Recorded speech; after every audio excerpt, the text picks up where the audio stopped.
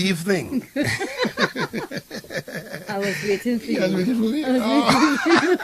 You know, my wife normally try to play this trick on me sometime when you go up in the Caribbean, you know, to say good evening, good afternoon, good night. Yes. She consistently reminds me the word is good evening. So you want to say good evening. You know, she's a stickler for those English and those. So I try to keep myself in order lest I get rebuked by my sister. Keep myself in order. So welcome to Intimate Moments. Yes. I tell you, tonight will be absolutely fabulous. I'm telling you. I want you. Let me tell you. I want you to go and share the link now. Yes. Go on our YouTube channel, Intimate Moments, and our Facebook page with many people who are joining our Intimate Moments page and our YouTube channel. And I want you to press the bell, and you could share the link because we are Information Highway tonight. Information Highway as we look. You know what I mean? Before we go, Babes, how was your day, man? How was your day? It was good. It was a good day. Did you miss the man? Did you miss the man?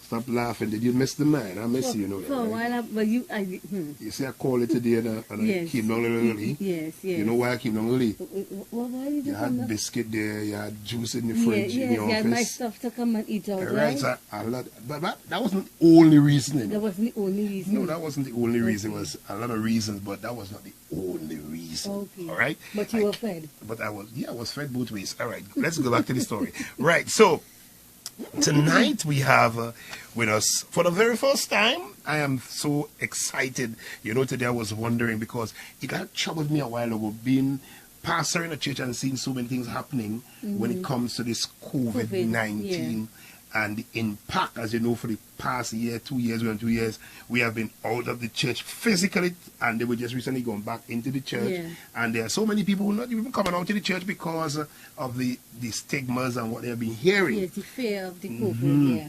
So that took today, it kind of really, this morning when I was in work, it kind of hit me a little hard. And, you know, I was wondering, I say, wow.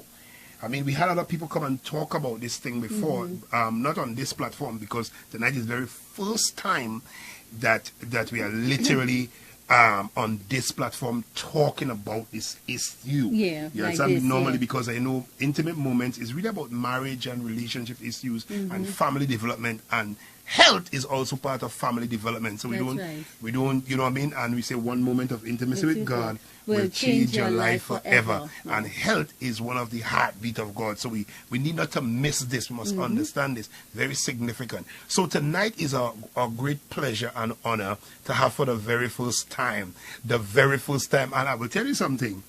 It's the very first time that we actually having somebody of this accolade on our program. When I mean accolade, meaning it within You the... mean caliber? Well, your caliber. That is the word I use. Yes.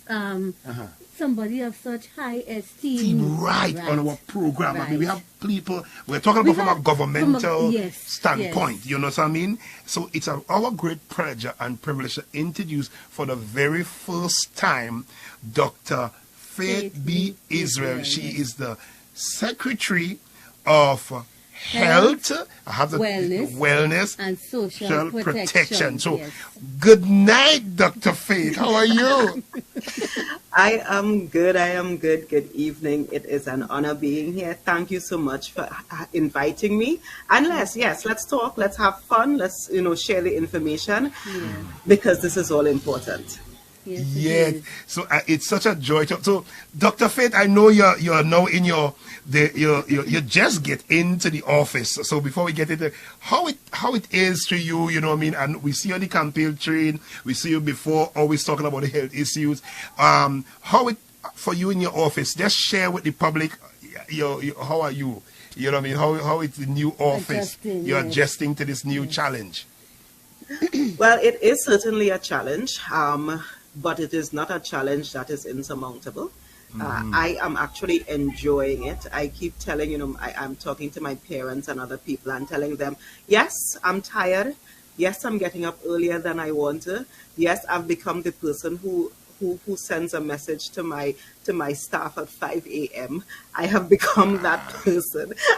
Wow. But I am really enjoying the process so far. And I think that God has put me in this place because he is there to guide me and to provide the kind of knowledge and courage and strength and everything that it takes to treat with this. So it is challenging, but I'm excited about it. Wow. Yeah, we really appreciate that so much, Dr. Faith.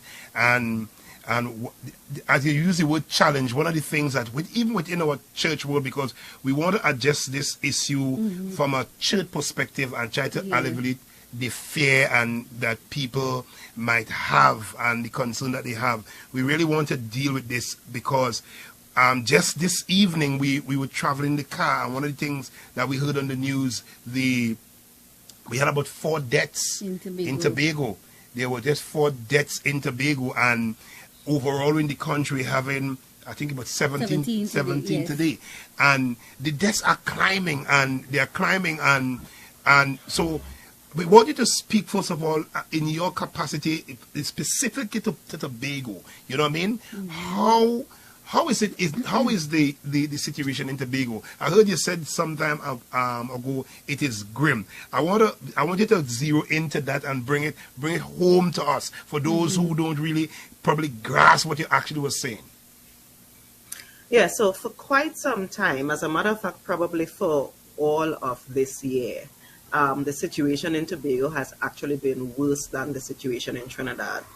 When you look at the sheer numbers, the number of people who've been getting infected, the number of people who've been dying, unfortunately, have almost been double in Tobago compared to Trinidad. And I know when we look at the numbers and we say, well, you know, it's only 4, but it's 4 out of 60,000. And when you do the maths, compare that to, you know, the 17 out of 1 point something million, you're seeing where it may seem like just 4, but when you look at the statistics, it's really, really huge. It's really a big issue. And it's one of the reasons why I kind of hit the ground running. So even though I officially got my instrument of appointment on Friday, from the time we won the election, we realized we won Monday night. By Tuesday morning, I had already started working, already started calling people, trying to get a sense of what is really happening on the ground. Because my philosophy is, you know, you can't fix a problem if you don't understand what it is.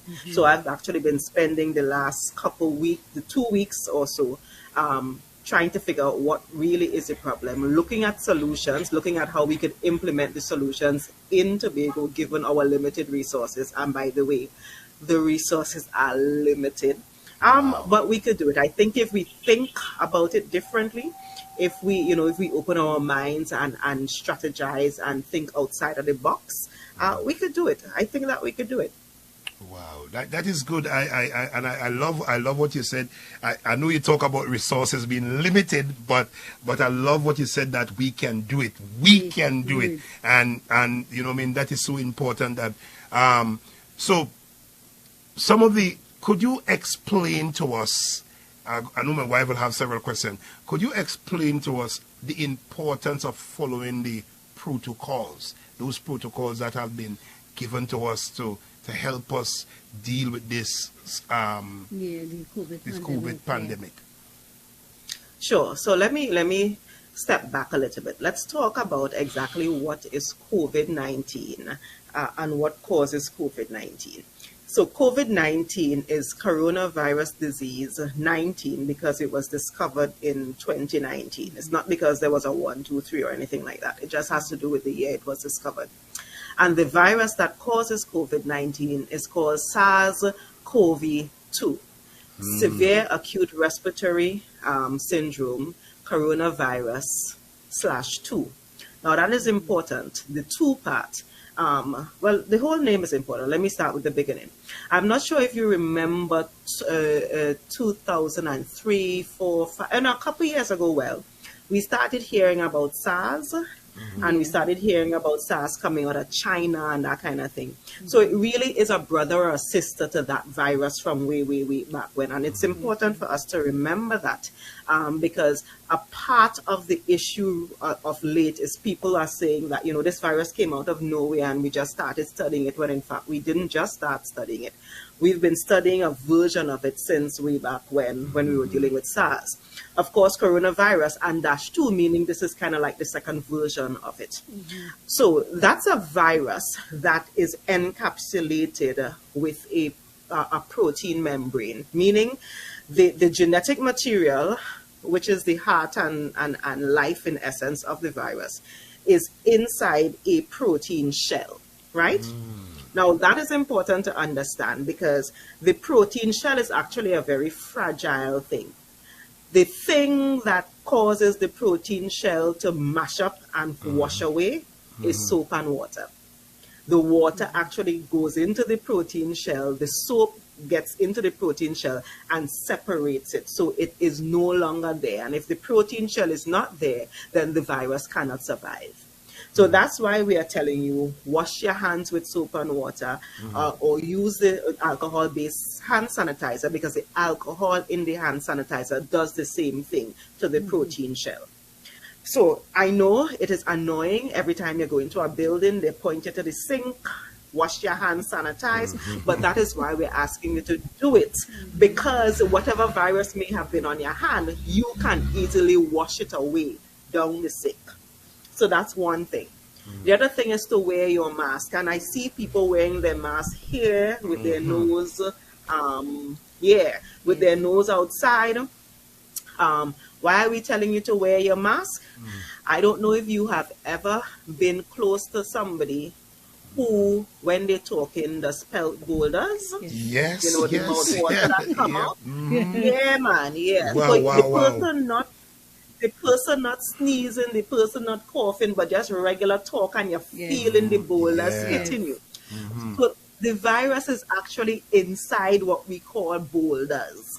It is inside the liquid that is in your mouth, inside the liquid that is in your nose. So the fact that just talking causes it to come out means that if the person has COVID-19, there is virus in their mouth and in their nose that can come out. So the reason we ask you to wear the mask is so that just in case you have it, there is an additional layer there that prevents the virus from going out. Wow.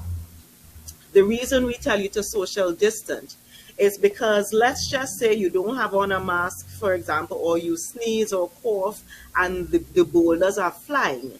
Because they are actually heavy, meaning they are heavy particles, they actually fall to the floor after a while. Like anything else, gravity takes hold and they fall to the floor. And we've recognized through quite a number of studies that when the distance between it coming out of your mouth, coming out of your nose, and falling to the floor, usually by the time you get to 6 feet, it has already fallen. So it's no longer in the air coming to you, it's already on the ground. So it's and that is why we tell you this. So it's on the ground, it's not coming at you in the air. And that is why we tell you to social distance. No, we tell you to stay. Sorry, I don't want to disturb you, but as you said that it comes to the ground, because sometimes somebody sneeze and you get the impression that it's still in the atmosphere, they're circulating for quite some time before it falls. How long would you say it would take after you sneeze for it to actually hit the floor? So it depends on when you sneeze or when you cough, there are different size particles of the boulders. The heavier ones, the bigger ones fall quickly. The lighter ones take a little bit of time to fall. I can't remember exactly how long they would say it stays in the air, but it actually is not a long time. So let's just say somebody sneezes and an hour later you come by, it's still circulating in the air. It's not that long. Within a relatively short period, it actually does float. It does fall to the floor. But that is a very good question. Now, the difference is, for example, and I'm glad you raised that point. Let's just say somebody sneezes or coughs. They did not have on the mask. They did not cover their mouth or nose, but they are right in front of a door handle. and it gets on the door handle, and then you come right after and touch the door handle, so it's now on your hand. And then we are human beings who touch our face, touch our nose, touch our mouth. So what was on the door handle is now on your hand, and it's now in your eyes, in your nose, in your mouth, and there you could get infected. The other thing we are begging people to do is, if you are sick, please stay home. And I know that is hard, considering so many people have economic issues. They can't afford to stay home. But we've also recognized that at the time when you are exhibiting symptoms, so the time when you're sneezing and coughing and running nose and all of those things, that is actually the time where you are most infectious. So when you have those symptoms and you go to work, it means you are now exposing everybody who is at work to the virus at that time, versus waiting a little bit, getting better, and now that you don't have symptoms. When you don't have symptoms, you are less likely to transmit the virus to other people. Oh, so wow. So I want us to start zoom, because I love the platform that you set, that one can understand what the virus is and how it's actually transmitted. So what would account, would you say, in your own research, what would account for the hesitant or the fear of being vaccinated? So several things. Again, a lot of people don't understand what vaccines are. And let me give you an example. I did a session with Pastor Baines in his area. This was, before the election. He just had a little health fair in the Black Rock area. And there was a lady who came there, and she was adamant she's not getting the jab. She doesn't want the jab. It's bad. She's not getting the vaccine. And then I asked her, do you have children? Yes. Have your children been immunized? Yes, of course my children have been immunized. And then I told her, but the immunization, even though it's a different word, is the same thing as vaccination. And she kind of pulled back and was like, so the jab is immunization. So we are accustomed to talk about the immunization card. So I think the language that we've been using is a little different. People are not used to it. A lot of people got out there quickly with misinformation. Misinformation that if you did not have a solid base in terms of a biology base, you may get carried away. Now, for example, I saw the video of the guy who said he got the vaccine and then he put the bulb against his hand and the bulb lit up. And I said to myself when I saw that, this is the dumbest thing ever. This guy is just being foolish. We don't even have to respond to that. Until I was traveling in a car and somebody asked me about it. Because they saw it and they thought that it was true. So, things like this. And I don't think that we spent enough time explaining things to people so that we know why we are doing things, what we are doing, what is the purpose for doing it. Many of us did not go through our biology class. Many of us only got to a certain level. So you really don't even understand how vaccines work to understand why we take the vaccine, and why even if you take the vaccine, some people can still get sick and some people can even die, because there is no vaccine, not even the ones we've been taking for decades, is 100% safe. It's not safe. It's 100% efficacious, meaning you will never get the disease. Those are things that we did not take enough time to explain in the beginning, and because we didn't, a lot of people got the misinformation and ran with the misinformation. But let me ask a question. How would you therefore qualify when you have some medical practitioners who might be, like I saw some of them on the internet, they have big conferences, and they also was pushing this agenda or pushing this other side that you're talking about that contribute to the misinformation or thing. How do you therefore how do you reconcile those information to the unlearned like myself, who have no biological background, who have no medical thing. background, You know what I mean? How do you speak to individuals like those when they listen to other people who are supposedly medical practitioners that are doing these things? Well, it's the same way. For example, you have medical practitioners who would tell you, don't ever take a tablet that is given to you in the hospital, or don't do a particular surgery because of whatever reason. There are always going to be people with differing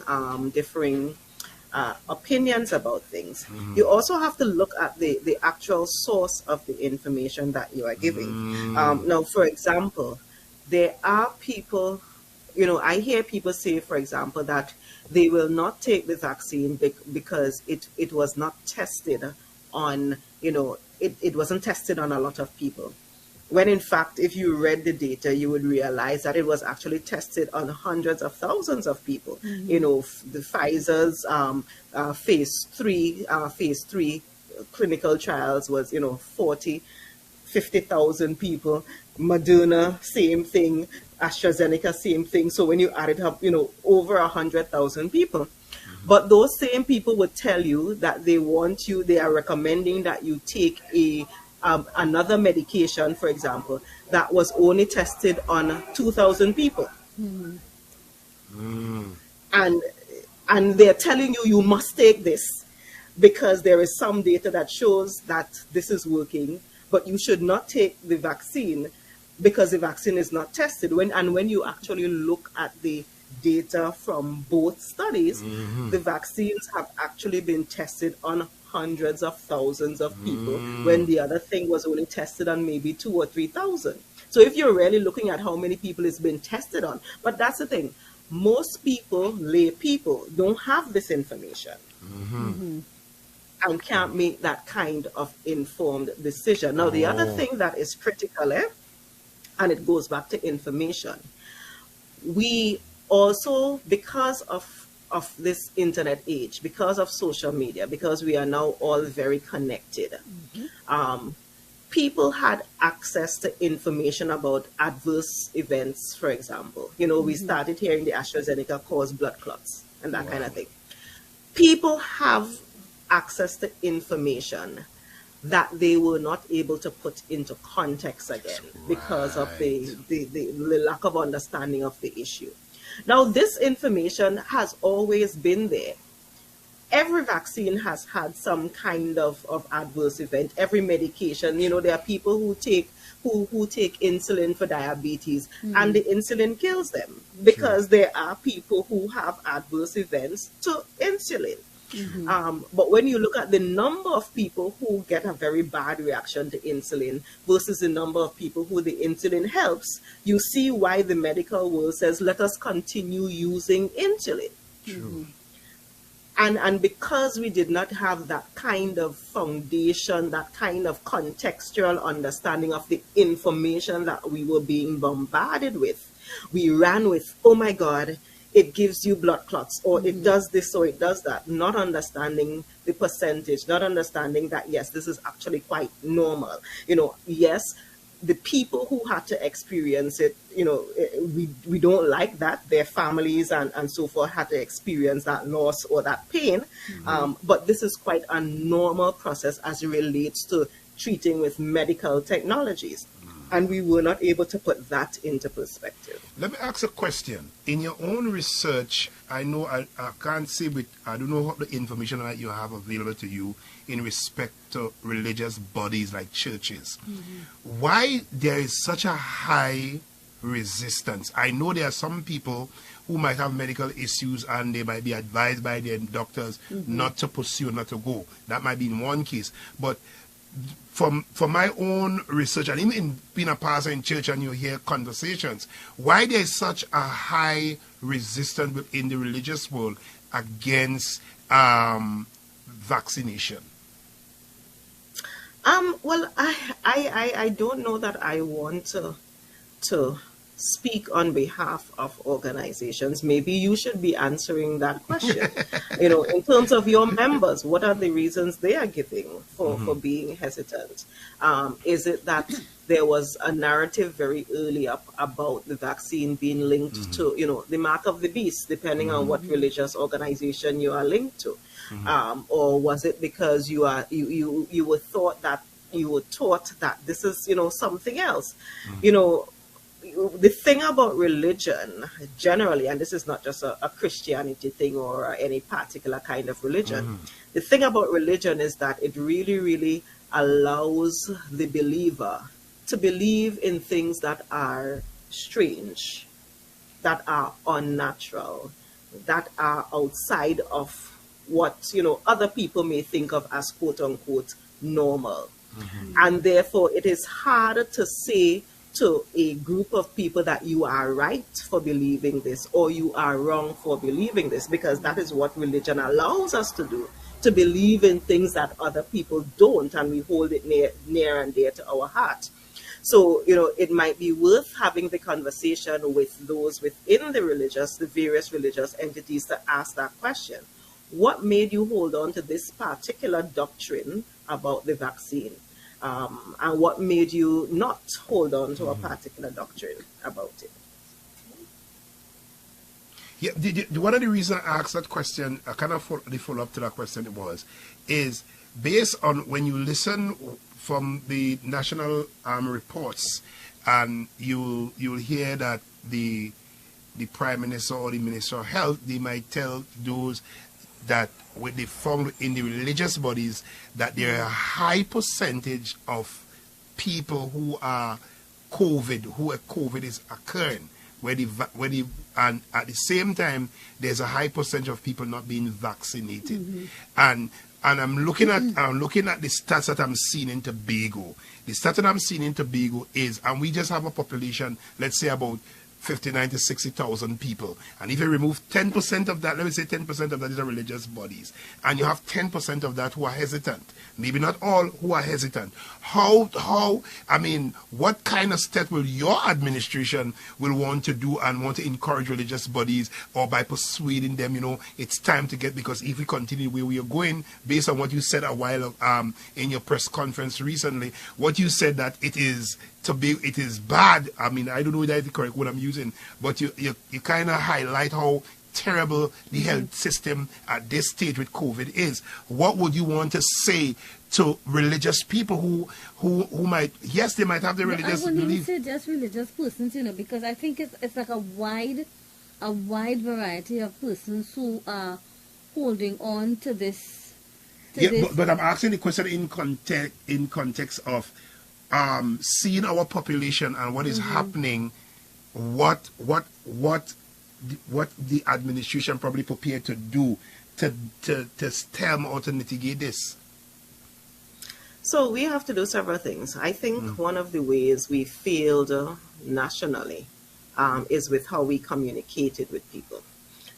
One, the information that is provided at these press conferences, these COVID media briefings, are not information to make anybody do anything. They are not convincing anybody to do anything. It is information that, as a health professional, I need to know.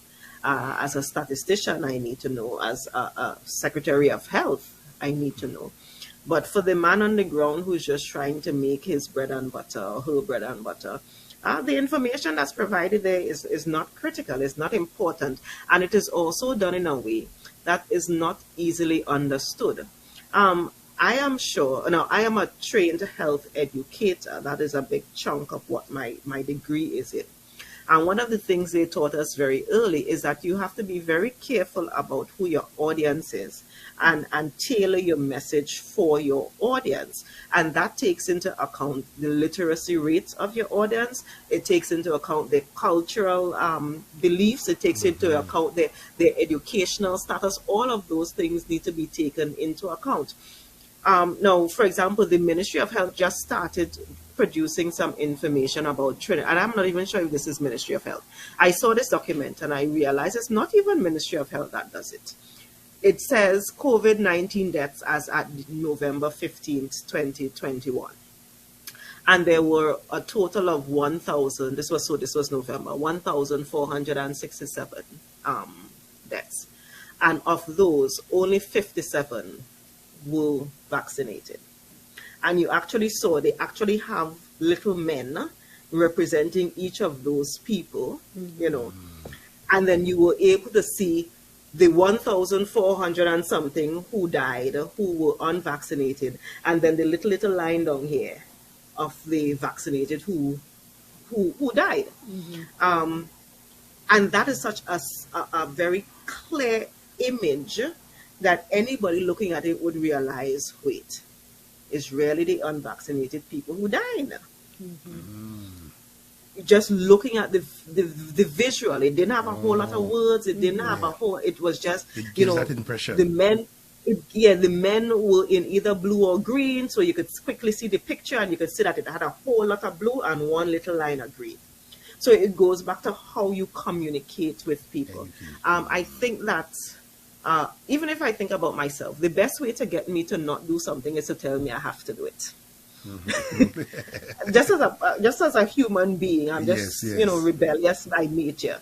So the fact that we had people coming to these press conferences and screaming at us, telling us we have to do this and we have to do that, and calling all kind of names and whatnot, was already turning off people who may have actually already gone and gotten their vaccine if we had just had a nice conversation and asked politely.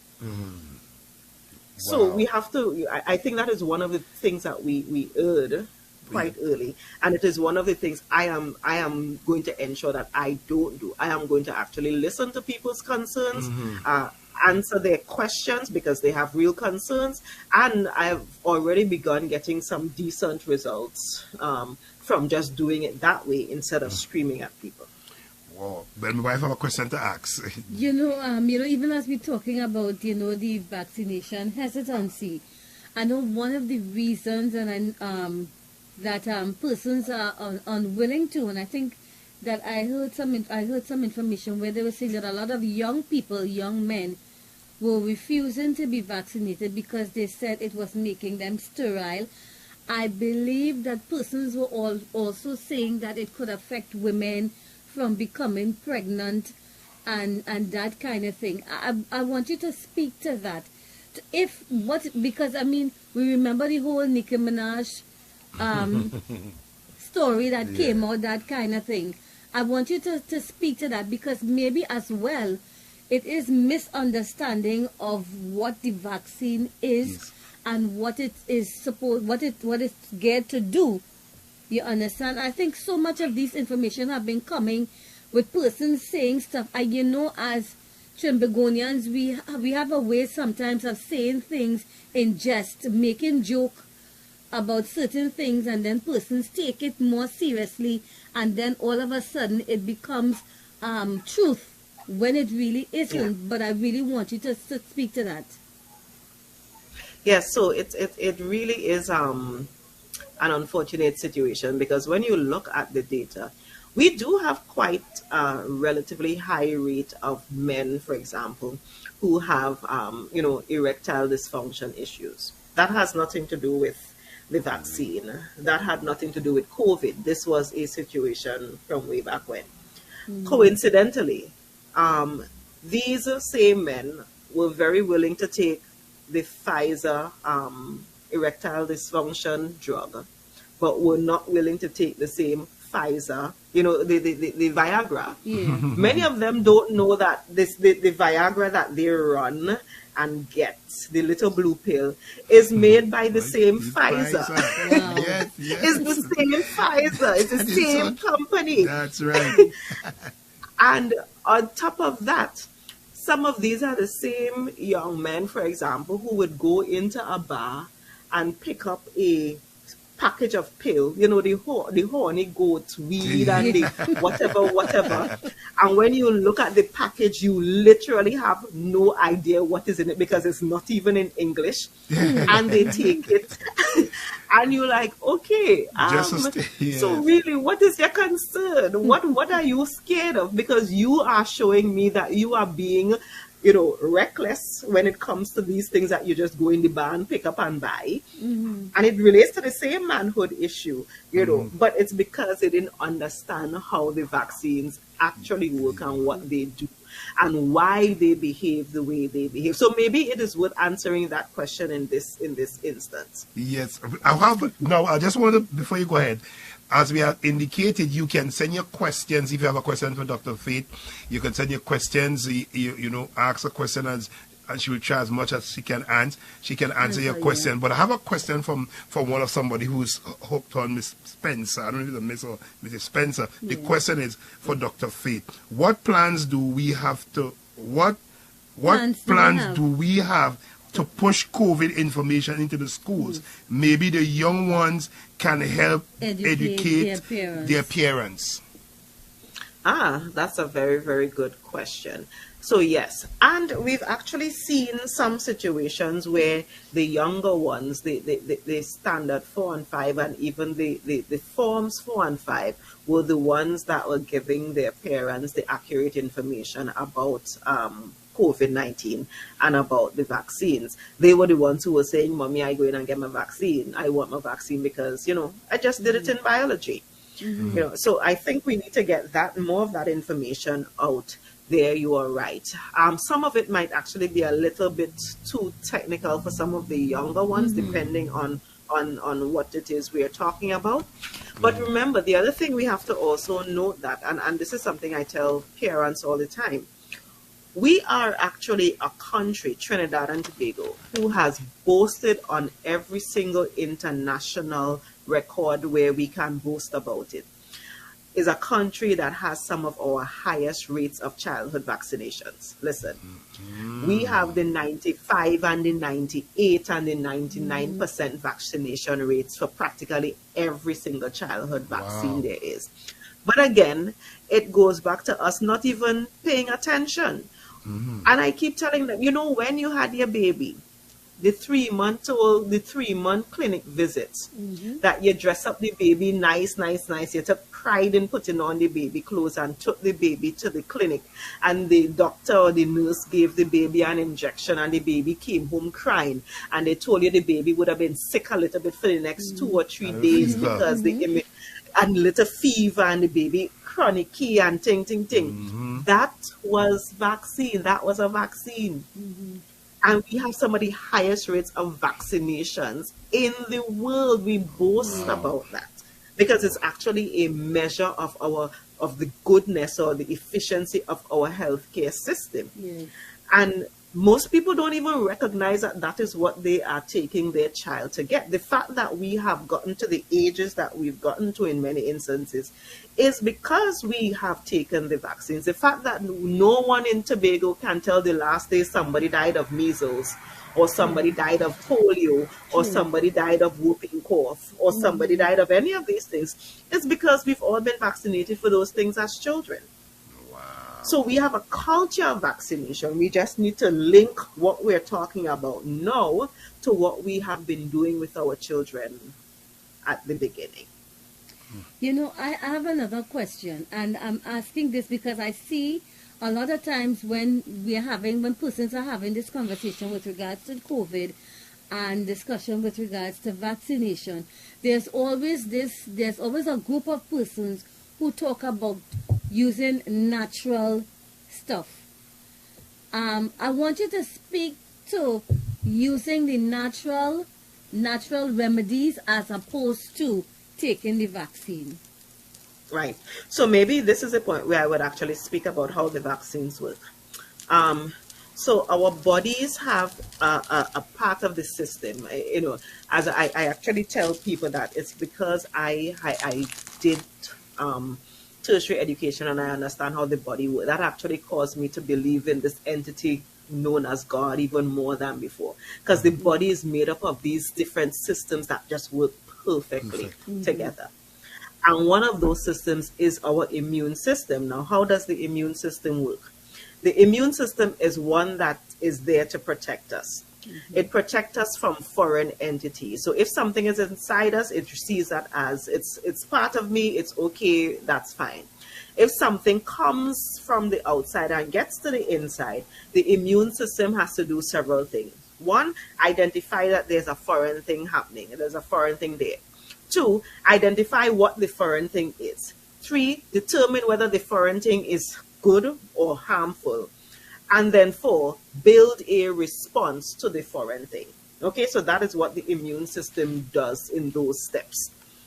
What the vaccines do is actually bypass or fast track many of those steps. So when we are putting the vaccine inside of you, it is putting a foreign thing inside of you. It is putting a foreign thing that the immune system will not recognize as something that is quote unquote bad for you. And it then builds the response to it. Now, part of the response includes building of antibodies and other parts of the immune system. Now, the good thing about our immune system is that once you have that first experience of treating with that foreign thing that we've recognized as bad, your body remembers it. And your body remembers how to treat with it. So if you come into contact with it again, your body doesn't have to go through those initial steps. It already has the thing to fight against it. And that is what the vaccines do. It allows your body to start making the antibodies and the other parts of your immune response that fights against the COVID-19 virus before you actually come in contact with the COVID-19 virus. Now, why is that important? Because this virus is a virus from hell. This virus, not like, and I am not going to get into the arguments about whether it is man-made or not man. It is a virus from hell, whatever it is. And the thing is, because it is such a dangerous virus, there are many of us who will come into contact with it and we will survive. But there's a large volume of us who will come into contact with it and will get so severely ill that we will die. Now, and what we are realizing now is that even those people who came into contact with it and survived, months and now up to a year, 2 years later, have not gotten back to normal yet. Yes, they survived. Yes, their immune system was able to fight it on its own, but they have not gotten back to normal just yet. And because of that, I have to ask people, are you really willing to take that chance? To take the chance to allow your body to fight on its own, and we're not sure which side of the coin you would fall? Or are you willing to use something that we know works that would give you a fighting chance?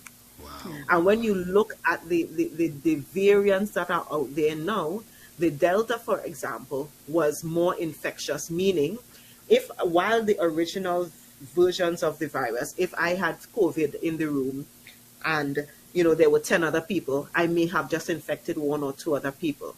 With Delta, I am in the room, 10 other people, I'm infecting 4, 5, 6 people in the room. So more people are getting sick. The more people who get sick means the more people who are more likely to get very sick. The more people who are more likely to get very sick is the more people who are very likely to die. And then we go to this situation where we have now, where because we have more people who got sick, who got very sick, who now need medical care, our medical system now gets caught up in treating these people who have a severe illness. And that means we can't treat everything else that we've been needing to treat with. So that is why this is so important. That is why this is so critical. That is why you relying on your own immune response is not necessarily the wisest thing, because we don't know where your immune response will take you. And the other thing that we recognize is that the response that you build, for example, on your own is not as robust as the response that you build with the virus, with the vaccine. So the vaccine gives you a response to a particular part of the virus known as the spike protein. So it knows to look for that spike protein. The next time it comes into contact, you're looking for that spike protein. When you get immune on your own, it may not be to that spike protein. It may actually be to another part of the virus, and we are now seeing that the virus is mutating quickly, and the other part of the virus that is mutating. So you have a situation where you may have gotten immunity to one part of the virus, but the virus has now mutated, and when it comes back, it looks different. So your body does not recognize this as something it dealt with before. This is a brand new entity to you, and we've actually seen where people got reinfected because of that. One more question, Dr. Faith. I don't know my wife. This is from Miss Williams. She said, read it, my love. She was asking, with regards to persons who have chronic diseases, she was asking if the healthcare practitioner should rule out the patient's medications via drug interactions before administering the COVID vaccine. Right. Yeah. The fact remains that when you look at the data, the people who are more likely to get very sick and to die are the ones with chronic diseases if they get COVID-19. So that is why when we started getting the vaccines, we were actually saying to give it to the priority list, the people who we know if they get COVID are going to get, the result is not going to be great. Give them the vaccine first, and then those of us who are younger and healthy and that kind of thing, we could wait a little bit because our response seemed to not be as bad as those who are older and those who have chronic diseases. Now, the thing is, though, again, we go back to people being honest and people being realistic about what they do and how they do it. Most people, when you tell them to go check on their health generally, they don't do it. They don't go to the doctor until they are sick and dying. Most of us. Most people, when they finally go to the doctor because they are diabetic or they are hypertensive, they are overweight, they are whatever, the doctor tells you you need to diet, you need to exercise, you need to eat right, you need to do all of these things. They don't do it. They don't do it. Why are you now asking the same health professionals who've been begging you for the last 20 years to diet and exercise and eat right and take care of yourself and so forth, and you have refused to do it? Why are you now asking those same health professionals to tell you to go do the things that they've been telling you to do for the last 20 years and you have not been doing it? Wow. And now you are upset that they are pushing the vaccines. Yes, we are pushing the vaccines because we've been begging you to do the other stuff for the last 20 years and you didn't. So that is why we have to push the vaccine now to try to save your life, because you now have the heart disease and the diabetes and the high blood pressure and those things. Let me ask a question. Would it be in consideration by the THA, I don't know, to make vaccination mandatory, especially within the species of Tobago? That would be a part of the consideration? Because as I indicated a while ago, when you look at our numbers in Tobago, it is pretty high. And if you have about 60,000 people, and the amount of people every day, like today we had 4 deaths, is that a place you think that the administration in Tobago would want to make such a decision? So that is actually a legislative thing that we don't have the power to make. So the Tobago House of Assembly does not have the authority to make a law like that for Tobago. Now, when we were talking about autonomy bill and that kind of stuff, those were some of the things that we were raising, that if Tobago wanted to do that separate from Trinidad, we should be able to. But currently, we do not have the authority to do anything like that outside of what the national government has legislated us to do. I would actually push back on mandatory vaccinations generally, because again, I think that if we provide the information in the right way, we can get people to get vaccinated up to a certain point without making it mandatory. And there are examples all over the world. One of the places that I would ask you to probably to go searching, New Zealand. New Zealand's Prime Minister, is it President Jacinta Ardern? She's female, so maybe it's a female thing. They just boasted, they just boasted yesterday or today that they have reached 90% of the population who is eligible to be vaccinated has been vaccinated. They don't have any mandatory vaccinations or anything like that. And by the way, they started vaccinating people months after the rest of the world. And they've gotten to the 90% mark because they set up the system. If you look, because of the time difference, she has her press conferences every night or every other night in the middle of the night. And the way she speaks, the way she brings across the information, the way she answers the question, they've actually set it up so that they could get vaccinations all over the place. When they had lockdowns, for example, and again, this goes back to communication strategy.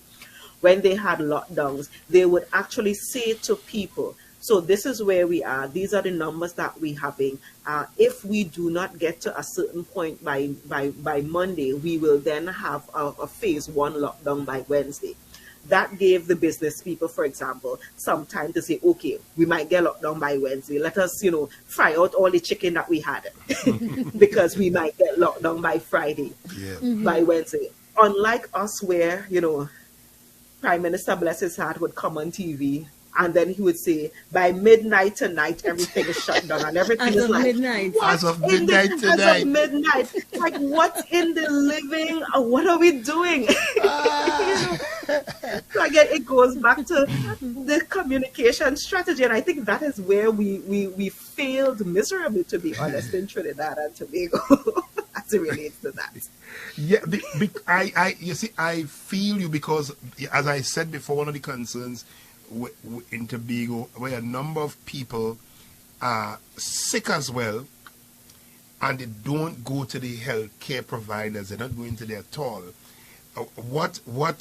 How, as you said, education, but there are a number of people who just, as they enter into the health system after they discover how unhealthy they were. For example, they receive COVID and they go inside, they realize they were diabetes. Yes, some persons who actually survived would have been then diagnosed as being diabetic.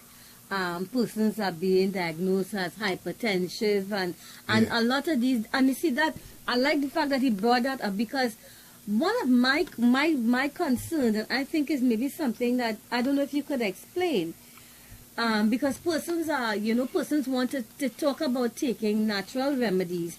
My concern with regards to taking natural remedies is, who is monitoring you while you are taking the natural remedies? That's one of the concerns that I have. And I'm also looking at the fact that for a lot of the persons who are talking about taking natural remedies, they are in their 40s, in their 50s. Now, we would have been eating as we are accustomed eating all our meats. I mean, how many of us are actually eating as much vegetables as we should be, drinking as much water as we should be, exercising as we should be? But because we are walking around and everything seems to be okay, we think that we are healthy and that our body can cope with just maybe relying on natural stuff as opposed to taking the vaccine. And so that's been part of my concern. So I don't know if you could speak to that. Yeah, and I can actually give you a perfect example. At that same event with Pastor Baines a couple months ago in Black Rock, I actually met a young man who was there who looked healthy, muscular, looked like if he goes to the gym all the time, looked healthy. And when we took his blood pressure, it was 200 and something over 100 and something. Wow. Yeah. Wow. And I looked at him and I thought, okay, so we need to get you up to the thing. And I'm like, so are you feeling anything? And then he started explaining, yes, he feels the tension behind his head and ting, ting, ting, ting, ting. And then I said to him, imagine. And then he was hesitant to take the vaccine as well. But I also said, but imagine a situation like that where he had taken the vaccine and then something happened, not relating to the vaccine, but relating to the fact that he has a blood pressure of 200 and something over 100 and something. And then the world will go crazy saying, you see, he took the vaccine and he died. And it's like, no, that had nothing to do with the vaccine. That had to do with the fact that this man had been telling, and he told me he's been feeling that pressure behind his head for months. Wow. And had not done anything about it. So we have to be so careful about, how we relate things, causation versus correlation kind of thing, and how we are linking the negative or adverse events of the vaccine to other things that may have no relation at all to the vaccine, but because we really are generally unhealthy. And by the way, Trinidad and Tobago specifically does actually have some of the highest rates of diabetes, heart disease, high blood pressure. I mean, if you think about it, I'm sure you could quickly think of at least 1 or 2 or 3 people with diabetes close to you. It's true. Even within your family. And that is every single person on the island can think of 1 or 2 or 3 people with diabetes, with heart disease. That is high. That is we have some of the highest rates of that. So we have to be very, very careful. And that is why we needed the extra help, so that, if those people come into contact with COVID, their body already started priming and already started getting the antibodies to fight against the virus. Wow. So, Dr. Faith, you see, we are just having fun, having such powerful information, as you know what I mean, and we looking at our time is just going down. But before, this might be my last question. I know we are into the Christmas season, and everybody loves the Christmas. I know we can't celebrate Christmas how we normally will celebrate Christmas. I just wanted to speak and give some health tips. I don't know if I say it right, as to how how we navigate our path so we will not be infected. We follow the protocol, so you could share with us, so people could go on living good lives but not being infected with what is happening because of what is happening in Tobago. Right. So the reality is that, honestly, this year, as the young people that say, Christmas nothing. This year, we kind of had to cancel Christmas this year, and we're canceling Christmas this year so that we'll be alive January 1. Wow. That is why we're canceling Christmas. Because Christmas is a time that we usually family gets together, and of course, families from different households get together.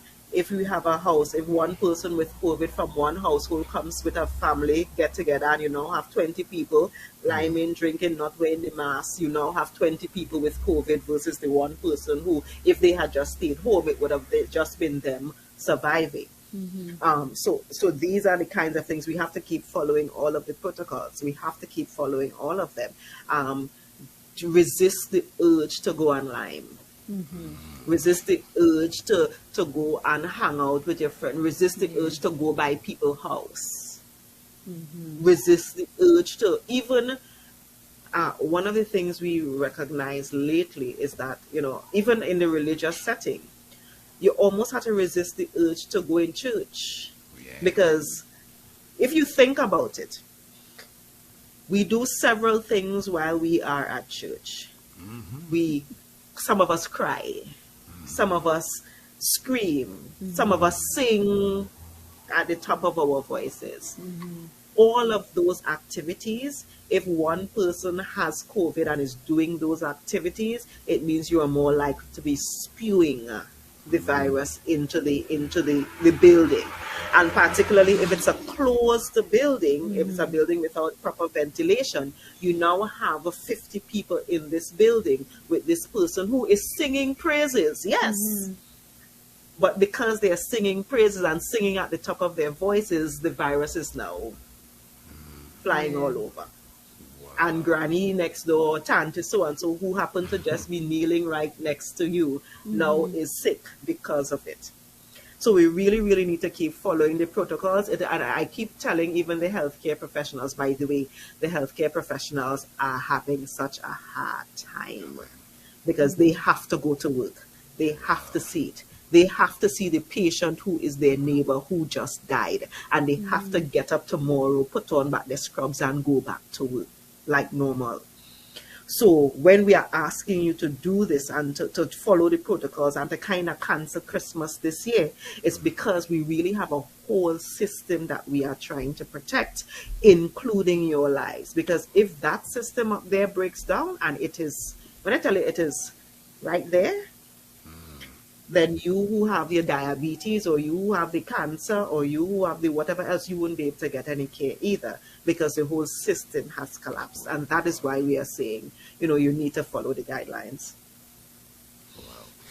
Dr. Faith, I'm telling you, it was such a pleasure Yes. having you tonight, especially the way in which you deliver the information, Yeah. you know, and one of the things that will stick in my mind is about education, educating Yeah. people, bringing to the forefront that people need to know and just know the correct information that we can work and operate effectively, we can function well.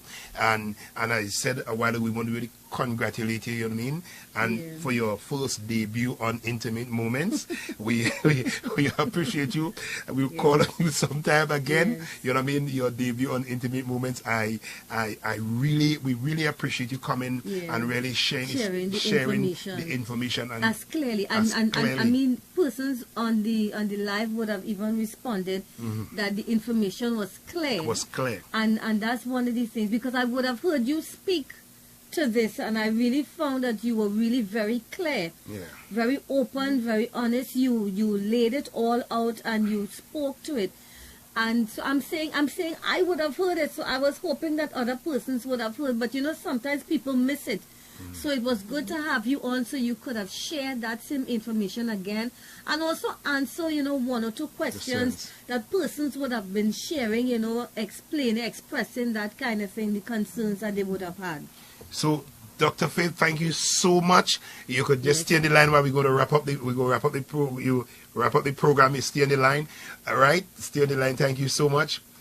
Oh my! Thanks for having me. Thank you. You're most welcome. Amen. Amen. So, that is Dr. Faith B. Israel, the Secretary of Health. And what again? Health, wellness, and social protection. So we want to appreciate her tonight, and for those who are the first time on Intimate Moments, I mean, if you're for the first time, remember to go and like our page. You go and like our page, go and like the page, and you can subscribe to our YouTube channel. There are so many information on relationship issues, married issues, a lot of stuff. You could health issues, different things that we would have discussed. You know, so you could go and like the page, and you could subscribe to our YouTube channel. We are here every Thursday from 7:30. However, next Thursday we'll be having our Christmas program, so you can join us and be a part as we celebrate Christmas. So, as we normally say on Intimate Moments before we go, one moment of intimacy with God will change your life forever. Stay strong and God bless you. God bless you.